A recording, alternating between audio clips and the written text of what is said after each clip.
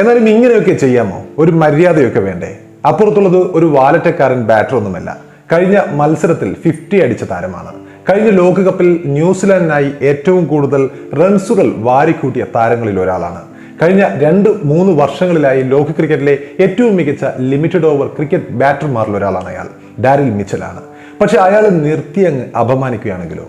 Boundary ലൈനിലടിച്ച് വേണമെങ്കിൽ 2 തന്നെ ഓടാവുന്ന അവസരമായിരുന്നെങ്കിലും പന്തടിച്ച മഹേന്ദ്ര സിംഗ് ധോണി ക്രീസിൽ തന്നെ നിൽക്കുകയായിരുന്നു. ഡാരിൽ മിച്ചലാവട്ടെ ഏതാണ്ട് സ്ട്രൈക്കേഴ്സ് എൻഡിൽ ധോണിക്ക് അടുത്തുവരെ ഓടിയെത്തി മടങ്ങി തന്റെ ക്രീസിലേക്ക് തന്നെ മടങ്ങി തിരിച്ചോടേണ്ടി വന്നു.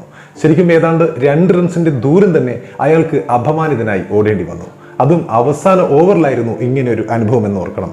അതും ആദ്യം ബാറ്റ് ചെയ്യുമ്പോഴായിരുന്നു ഇങ്ങനെ ഒരു അനുഭവം എന്ന് ഓർക്കണം. ടീം ടോട്ടൽ അപ്പോൾ 200 ആവുകയോ അല്ലെങ്കിൽ മഹേന്ദ്ര സിംഗ് ധോണി ഏതെങ്കിലും മൈൽ സ്റ്റോണിന് അരികിലോ ഒന്നും ആയിരുന്നില്ല. അപ്പോഴാണ് ഇങ്ങനെ സംഭവിച്ചത്. എന്നാലും ഇങ്ങനെയൊക്കെ ചെയ്യാമോ ധോണി? ആരാധകർ ഇപ്പോൾ ചോദിച്ചു കൊണ്ടിരിക്കുന്നത് ഇങ്ങനെയാണ്.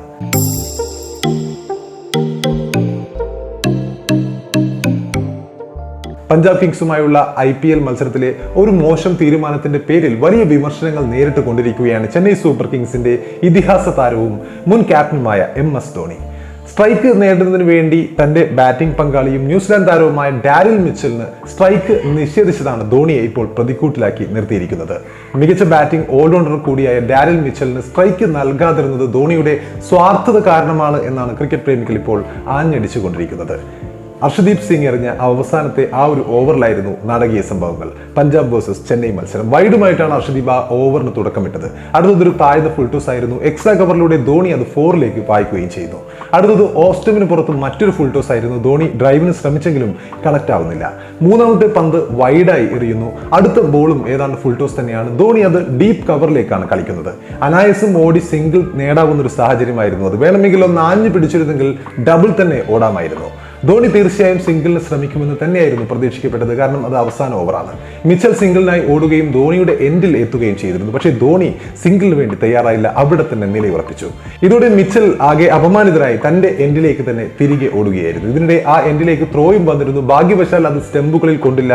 ത്രോ സ്റ്റെമ്പുകളിൽ നേരിട്ട് പതിച്ചിരുന്നെങ്കിൽ മിച്ചൽ തീർച്ചയായും റൺഔട്ട് ആവുമായിരുന്നു. അപ്പോൾ ഡാരിൽ മിച്ചലിന് സ്ട്രൈക്ക് നിഷേധിച്ച് ക്രീസിൽ നിന്നെങ്കിലും പക്ഷേ തൊട്ടടുത്ത പന്തിൽ ധോണിക്ക് റണ്ണൊന്നും എടുക്കാനായില്ല. 5ാമത്തെ പന്ത് അദ്ദേഹം സ്വീപ്പർ കവറിന് മുകളിലൂടെ സിക്സർ പായിച്ചു എന്നത് ശരി തന്നെ. പക്ഷേ അവസാന പന്തിൽ ഒരു സിംഗിൾ മാത്രമേ അദ്ദേഹത്തിന് ലഭിച്ചുള്ളൂ. 2ാമത്തെ റണ്ണിനായി ഓടവേ മഹേന്ദ്ര സിംഗ് ധോണി റൺഔട്ട് ആവുകയായിരുന്നു. അപ്പോൾ ഡാരിൽ മിച്ചലിന് സ്ട്രൈക്ക് നൽകാതിരിക്കാനുള്ള ധോണിയുടെ ആ ഒരു തീരുമാനത്തിനെതിരെയാണ് ഇപ്പോൾ സോഷ്യൽ മീഡിയയിൽ വലിയ വിമർശനങ്ങൾ ഉയർന്നുകൊണ്ടേയിരിക്കുന്നത്. മിച്ചലിന് സിംഗിൾ നിഷേധിക്കാനുള്ള ധോണിയുടെ തീരുമാനം വളരെ മോശമാണ്. നിങ്ങൾ ഈ മത്സരത്തിൽ മിച്ചലിനെ 4ാം നമ്പറിൽ ഇറക്കിയില്ല, ഫിനിഷറായിട്ടാണ് അയച്ചത്. എന്നിട്ടും ഒരു ബോൾ മിച്ചൽ നേരിടാനുള്ള വിശ്വാസം പോലും കാണിച്ചില്ല. മഹേന്ദ്ര സിംഗ് ധോണിയുടെ ഈ പ്രവൃത്തി അംഗീകരിക്കാൻ കഴിയില്ല എന്നാണ് ഇപ്പോൾ ആരാധകർ തുറന്നടിച്ചുകൊണ്ട് രംഗത്തെത്തിയിരിക്കുന്നത്. അവസാനത്തെ ഓവറിൽ മുഴുവൻ ഫുൾ ടോസുകൾ ലഭിച്ചിട്ടും 11 പന്തുകളിൽ വെറും 14 റൺസാണ് മഹേന്ദ്ര സിംഗ് ധോണിക്ക് സ്കോർ ചെയ്യാനായത്. 19ാമത്തെ ഓവറിലാവട്ടെ 3 ഡോട്ട് ബോളുകളും ധോണി കളിക്കുമ്പോൾ ഉണ്ടായിരുന്നു. എന്നിട്ടാണ് 20ാമത്തെ ഓവറിൽ 2 പന്തുകൾ ബാക്കി നിൽക്കെ ഡാരിൽ മിച്ചലിന് അദ്ദേഹം സ്ട്രൈക്ക് നൽകാൻ വിസമ്മതിച്ച് നിന്നിരുന്നത്. അപ്പോൾ ഇത് ധോണിയുടെ സ്വാർത്ഥതയാണ് എന്ന് എണ്ണുന്നവരാണ് കൂടുതലും. ഇതിനിടെ മത്സരത്തിലെ ജയത്തിന് ശേഷം പഞ്ചാബ് കിങ്സ് തങ്ങളുടെ ഔദ്യോഗിക പേജിൽ പങ്കുവച്ച പോസ്റ്റും ഏതാണ്ട് ധോണിയെ കളിയാക്കുന്നത് പോലുള്ള വാക്കുകളോടുകൂടിയായിരുന്നു. അങ്ങനെയൊരു വിമർശനവുമുണ്ട്.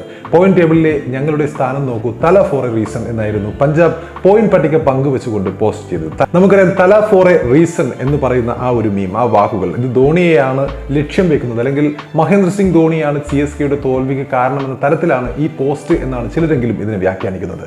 അതുകൊണ്ട് തന്നെ ധോണിയെ അപമാനിക്കാൻ പഞ്ചാബ് ടീം കരുതിക്കൂട്ടി ഈ ചെയ്തതാണ് ഇതെന്നാണ് ആരാധകർ ഇപ്പോൾ പറയുന്നത്.